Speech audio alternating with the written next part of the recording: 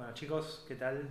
Estamos haciendo este video como puntualización respecto de algunos, diría, pasajes de Porati que hay que tener en cuenta, más o menos como compensación por las dificultades que tuvimos al realizar la clase en vivo por YouTube, ¿sí?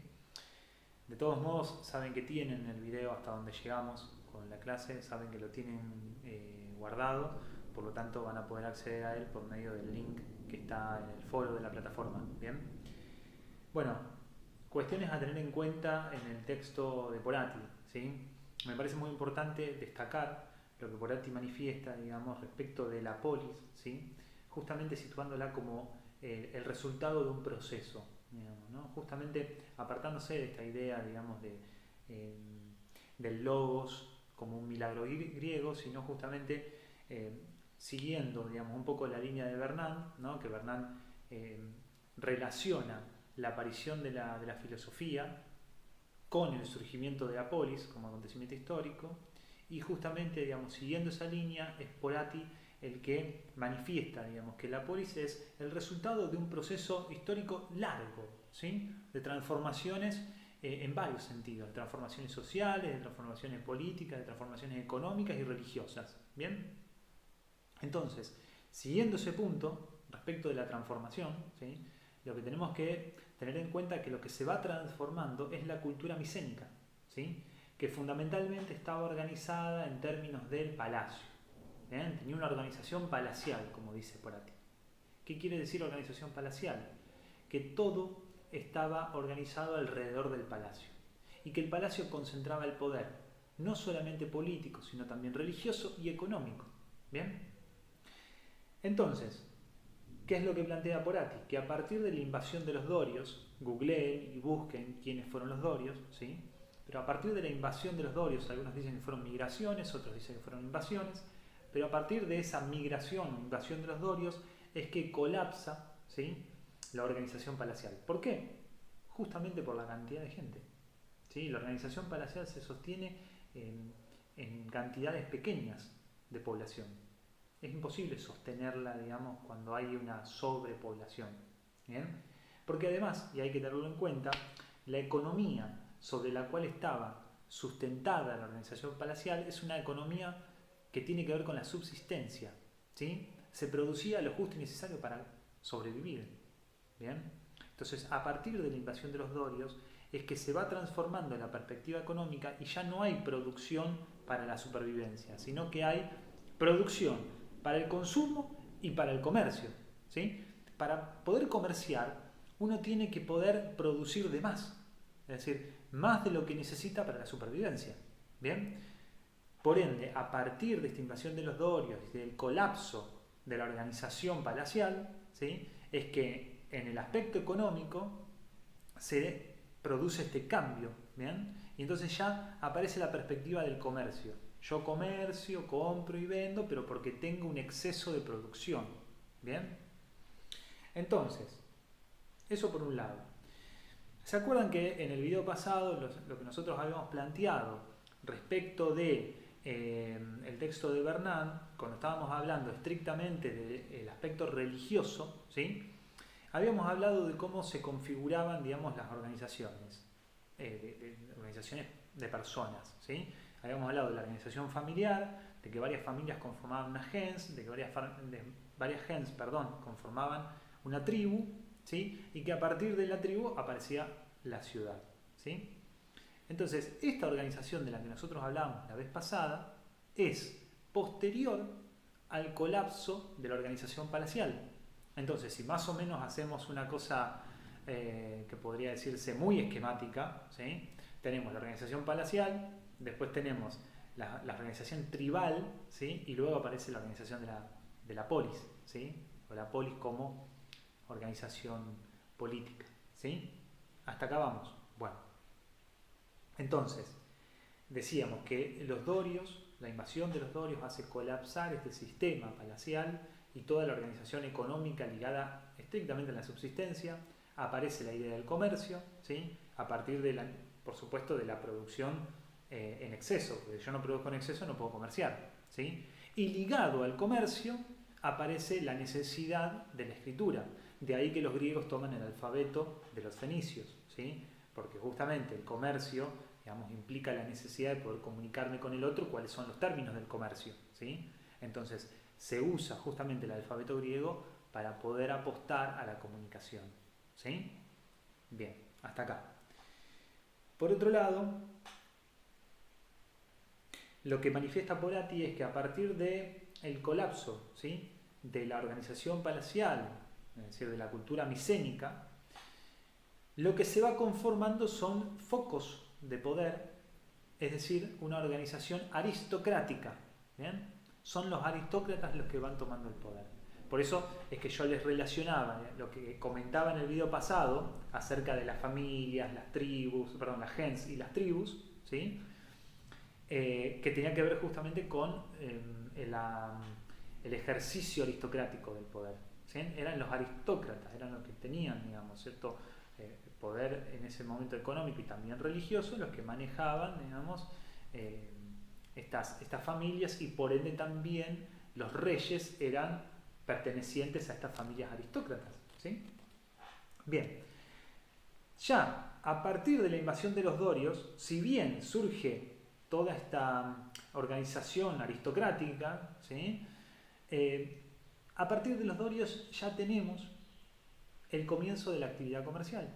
Y por tanto, a partir de ahí, estas gentes, ¿sí?, son los que van a acumular el poder económico para luego enfrentarse a la aristocracia, ¿sí? Por lo tanto, las guerras médicas, las guerras contra los persas en el siglo V, fíjense que en realidad el proceso de transformación comienza en el siglo VIII, ¿sí?, con la invasión de los dorios, y que justamente arranca todo el proceso de colapso de la cultura micénica por la invasión de los dorios en el siglo VIII. Y en el siglo V tenemos las guerras médicas, ¿sí?, que uno podría decir es el punto de coronación de todo este proceso de transformación, en donde, si bien ya los comerciantes venían enfrentándose a la aristocracia, este es el momento histórico en el que logran quitarles parte del poder, ¿sí? Porque a partir de que pueden participar en el ejército, con la figura del hoplita que ya la habíamos hablado, ¿bien?, es que logran la participación política. Y por tanto es el punto, digamos, en donde se insertan en el poder político. ¿Bien? Entonces, todo este proceso es el que de alguna manera puntualiza Porati, ¿sí?, y al que hay que complejizar con los otros factores que estuvimos hablando en Bernard cuando comentábamos las transformaciones en el aspecto religioso, ¿sí? Entonces, si a las transformaciones en el aspecto religioso le sumamos las transformaciones en el aspecto económico y le sumamos la influencia de las guerras, entonces tenemos de alguna manera trazado todo el mapa que propicia, ¿sí?, el surgimiento de la polis como acontecimiento histórico, ¿sí? Entonces, en el medio del surgimiento de la polis, ¿cuáles son los puntos de importancia que ubica Porati? Bueno, la aparición del logos. Pero ¿a qué está ligado, a qué está enraizado la aparición del logos? A la noción de conflicto, que la noción de conflicto está estrictamente ligada a la práctica política de la democracia, es decir, a la discusión, ¿bien?, a la discusión respecto de las leyes, a la discusión respecto de los juicios, por ejemplo, ¿sí? Todo lo que implique la puesta en uso del lenguaje para la discusión recrudece o alimenta la noción de conflicto. Y ahí está ligado el logos, ¿sí? Está enraizado en la noción de conflicto. Porque yo, para poder discutir con otro, tengo que poder situar una idea, una hipótesis, y poder argumentarla, y poder convencer a los demás de que mi hipótesis es la verdadera. Entonces, justamente esa es la práctica, digamos, la puesta en uso, la puesta en acto del logos, ¿sí? Que justamente la referencia a Heráclito nos viene muy bien, porque Heráclito al logos lo planteaba, digamos, no solamente como inteligencia, sino también como un recurso, o mejor dicho, como una capacidad que es común a todos los seres humanos, ¿sí? A todo hombre. Bueno, hoy podríamos cuestionar un poco, a decir hombre, pero me refería al uso universal. Digamos, a todo ser humano le es atribuible el logos en términos de inteligencia. Pero esta ambigüedad, y quiero decir ambigüedad porque tengo que introducir ahora la idea del lenguaje, es decir, logos se sostienen en esta doble ambigüedad, digamos, por un lado inteligencia, por otro lado lenguaje. Bien, esta ambigüedad no hay que salvarla, es una ambigüedad muy rica, es muy fructífero pensar que el logos, además de inteligencia, es lenguaje, porque lo que estamos haciendo es unir el lenguaje a la inteligencia, y lo que estamos diciendo entonces es que no hay pensamiento sin lenguaje, y por lo tanto la puesta en acto del lenguaje es lo que potencia el pensamiento. Por eso es que logos, pensamiento, acto de filosofía o acto de filosofar están íntimamente ligadas a la práctica de la discusión política. Después, otro de los puntos importantes, digamos, que ubica Porati en relación al surgimiento de la polis es la ley escrita, que la trabajamos lo suficiente en la clase fallida que quedó guardada, ¿sí? Por lo tanto, remítanse a ese video en donde ya hablamos lo suficiente de cuál es la importancia de que la ley aparezca escrita, y tiene que ver precisamente con la posibilidad de su publicidad, es decir, de que sea conocida por todos, ¿bien? De que esté publicitada, es decir, que sea de acceso público a todos los ciudadanos, ¿bien? Por otro lado, digamos, la ley escrita necesariamente necesita, valga la redundancia, un alfabeto. Y es ahí la importancia de haberle robado el alfabeto a los fenicios, ¿sí? Porque sin esa sustracción proveniente del comercio, no podríamos haber puesto la ley por escrito.